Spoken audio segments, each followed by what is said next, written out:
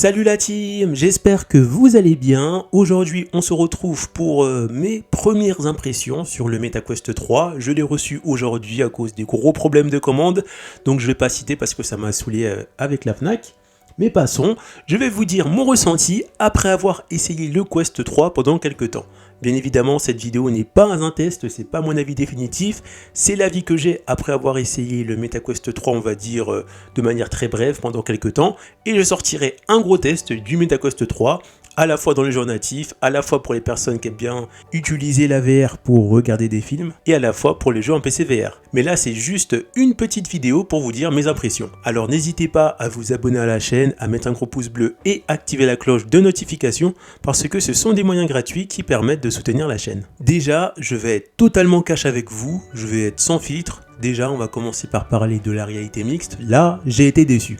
Je vais vous expliquer pourquoi. Parce que certes, la réalité mixte avec des caméras couleur et un projecteur de profondeur, ça fonctionne bien, ça je le nie pas.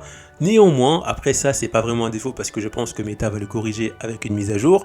Sur l'image, lorsque je regarde le monde réel à travers mon casque, parfois j'ai des distorsions d'image, vous pouvez voir ça dans la vidéo, et ça franchement, c'est un peu désagréable. Mais ça, c'est tout à fait normal, je pense que Meta le corrigera avec une mise à jour, ou peut-être que j'ai mal paramétré un paramètre. Donc quand je ferai la vidéo test complet du casque, je vous redirai ce que j'en pense si ça a été corrigé ou pas, mais ça reste un défaut.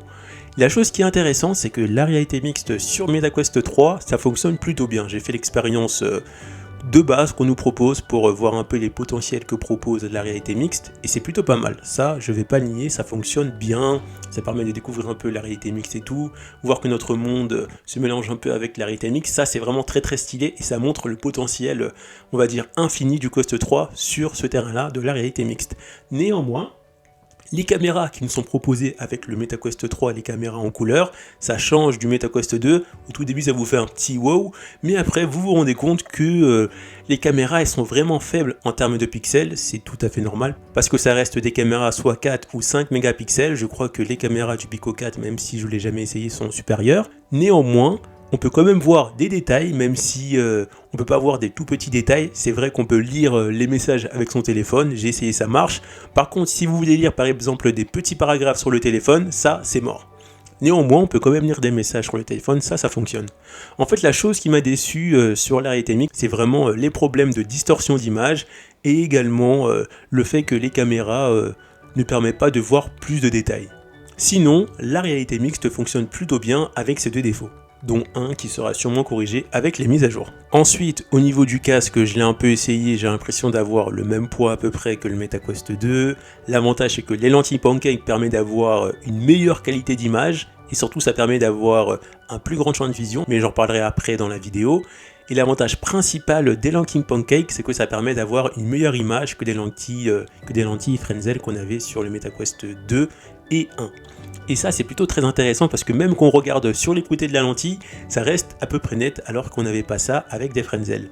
Et côté multimédia par exemple, ça c'est plutôt intéressant parce que ça permet d'avoir une image beaucoup plus nette. Et en plus là, la résolution d'écran est supérieure au MetaQuest 2, et là on a deux écrans sur le MetaQuest 3 alors que sur le Quest 1 et 2 on n'avait qu'un écran, et ça fait toute la différence parce que ça permet également d'avoir un champ de vision un peu plus grand, mais ça j'y reviendrai dans la vidéo. Donc côté multimédia, pour moi c'est validé, on a une image de qualité qui est plus belle que celle qu'on avait sur le Quest. Maintenant on va parler des jeux en natif. J'ai vu beaucoup de personnes dire que oui, c'est magnifique, c'est plus beau, d'autres personnes dire qu'en fait il n'y a pas une grande différence, etc.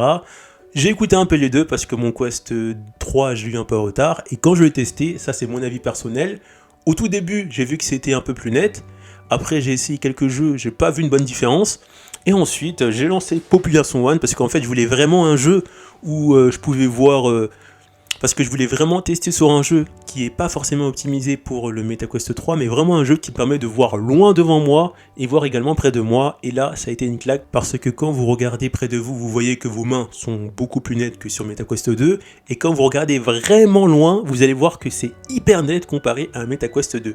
Et ça, c'est tout à fait normal parce que le processeur du MetaQuest 3 est 2 fois plus puissant que le processeur du MetaQuest 2. Et forcément, ça va vous permettre de voir plus loin, enfin ça va vous permettre de voir net plus loin qu'avec un MetaQuest 2. Et ça, c'est vraiment pas mal. L'autre chose que j'ai apprécié, c'est vraiment le champ de vision qui est à 110 degrés parce que je sens la différence. J'ai moins l'effet de loupe que j'avais avec le MetaQuest 2 et ça, c'est un grand oui.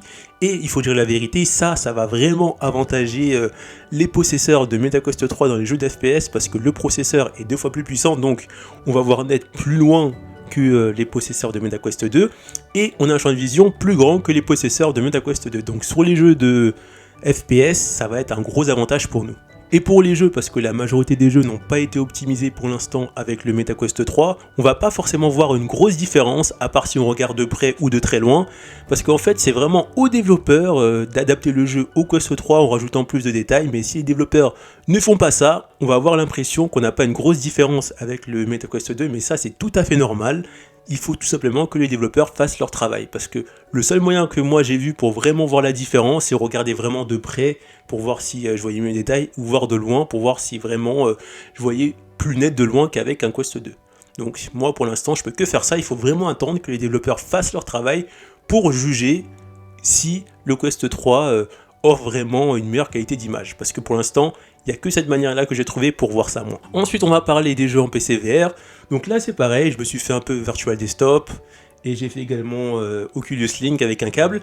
Là c'est pareil, c'est beaucoup plus beau, j'ai commencé par tester un jeu qui s'appelle, d'ailleurs j'ai oublié le nom, qui s'appelle Zenith The Last City. Donc là c'est pareil, le fait d'avoir un champ de vision plus grand, j'y prends plus de plaisir, c'est plus immersif, j'ai moins cet effet de loupe, donc là j'apprécie, là je vous dis ça clairement.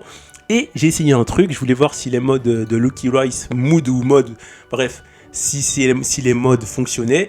J'ai fait Mafia Definitive Edition 1 en VR, et là ça a été vraiment une claque parce que le jeu est beaucoup plus joli, j'ai moins cet effet de loupe, ça fait que j'ai l'impression d'être plus immergé dans le jeu, et là franchement sur Quest 3 c'est magnifique, je ferai des vidéos sur ça mais pas maintenant, mais en tout cas sur Quest 3, oh là là c'est vraiment magnifique, rien à dire. Et en fait la chose que j'ai remarqué, c'est que c'est pareil, quand je regarde de loin ou de près avec le MetaQuest 3 dans un jeu comme ça qui demande beaucoup de puissance, bien évidemment il faut avoir le PC, mais c'est vraiment hyper joli si vous avez un gros PC. Et le fait d'avoir un champ de vision plus large, oh c'est vraiment un plaisir, même si c'est vrai que c'est pas énormément plus large, mais vu que c'est quand même plus large que le Quest 2, on le ressent tout de suite. Donc côté PC VR, pour moi c'est clairement un grand oui.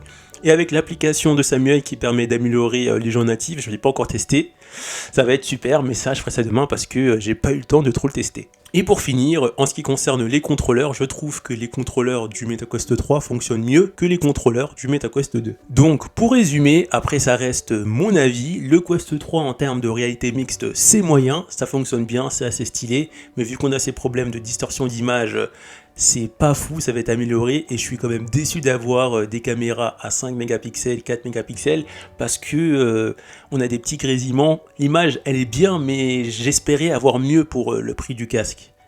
Donc voilà, ça c'est mon point de vue. Donc pour moi la réalité mixte c'est bien, mais pour l'instant ça reste moyen. Ensuite pour les jeux natifs, j'ai testé, c'est bien, on sent le gap supérieur du processeur et qu'on a un meilleur écran, mais le problème c'est que c'est difficile de voir la différence parce qu'on n'a pas des jeux qui sont optimisés pour le MetaQuest 3 pour profiter de la puissance du processeur et à la fois de la résolution qui est supérieure et aussi des lentilles pancake. Pour l'instant, on n'a pas beaucoup de jeux qui le permettent, donc forcément beaucoup de personnes lorsqu'ils vont tester le Quest 3 vont dire que c'est pas fou. Comme je l'ai dit, le seul moyen de voir la différence c'est vraiment de regarder au loin ou regarder les détails de près pour voir que vous voyez mieux que sur le Quest 2 à l'heure actuelle. Dans 3, 4, 5 mois, quand beaucoup de développeurs vont optimiser leur jeu, là vous allez voir une grosse différence entre le MetaQuest 2 et le MetaQuest 3. Mais à l'heure actuelle, c'est pas ça, donc faut attendre, faut patienter. Et pour terminer, en ce qui concerne les jeux PC VR, pour moi, c'est magnifique. Franchement, là je suis conquis. Et le fait d'avoir un champ de vision supérieur, là, pour moi, je suis bien. Après, comme j'ai dit, cette vidéo a été faite sans avoir testé de Pico 4. Donc, je sais pas comment je placerai si j'aurais testé le Pico 4. Mais pour un possesseur de MetaQuest 2, honnêtement, foncez. À part la réalité mixte qui m'a pas vraiment conquis, sinon tout le reste que je suis conquis. On arrive à la fin de cette vidéo, donc si ça t'a plu, n'hésite pas à t'abonner à la chaîne, à mettre un gros pouce bleu, et on se retrouve pour une prochaine vidéo. A plus la team!